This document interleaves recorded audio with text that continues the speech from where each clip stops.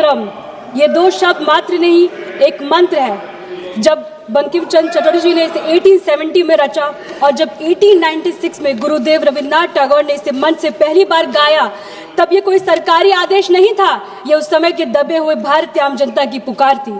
अध्यक्ष महोदय, वंदे मातरम एक ऐसा राष्ट्रगीत जिसने जाति, धर्म, भाषा की दीवारों को तोड़ दिया।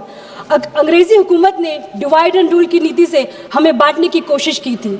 ऐसी स्थिति में एक हुंकार, एक मंत्र की जरूरत थी जो पूरे देश को जोड़ दे। वंदे मातरम वही मंत्र बना। इस गीत ने अनगिनत स्वतंत्र सेनानियों को प्रेरणा दी और भारत की राष्ट्रीय पहचान तथा एकता के प्रतीक को बनाया। जब भी वंदे मातरम गुजा, परतंत्र भारत के नौजवानों में जोश भर गया, डर की बेड़ियां टूटी और मातृभूमि के लिए बलिदान का जज्बा जाग उठा।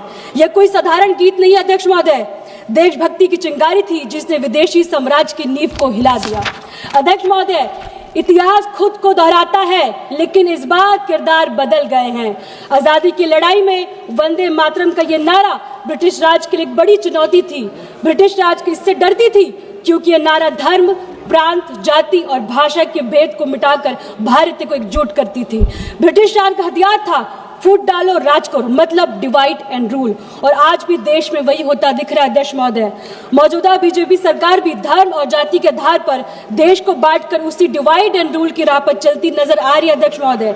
ब्रिटिश राज की तरह अब मौजूदा सरकार भी वंदे मातरम की सच्ची ताकत से शायद डरती है, क्योंकि यह नारा एकता का प्रतीक है। यही वजह है कि इन्होंने एकता को मजबूत करने की बजाय उसी नारों को इस्तेमाल कर देशवासियों को बांटने के लिए कर दिया है।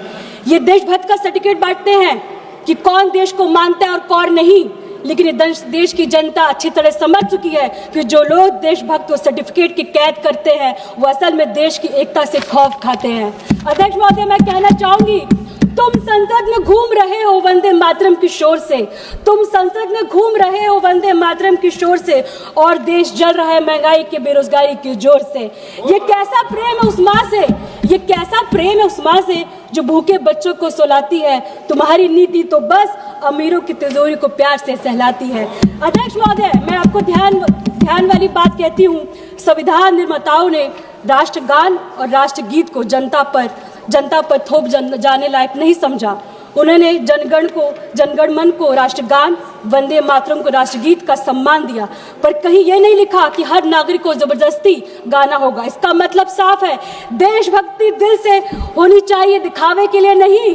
आजाद भारत ने इसे लोगों की पसंद और श्रद्धा पर छोड़ने का बेहतर समझा।